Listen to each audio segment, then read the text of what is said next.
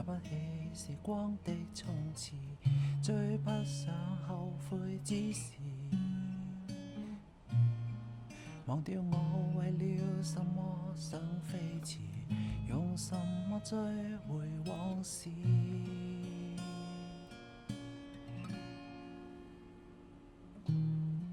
買得起最貴相機那時，買不起流失的景致，櫻花散落了太多次，遺憾約會已預約一輩子，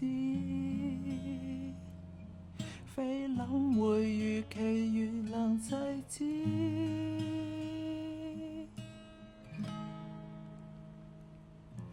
如何可以買到溫暖屋企？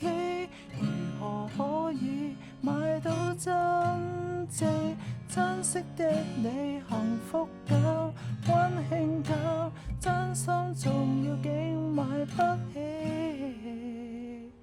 無奈有了所有沒有你。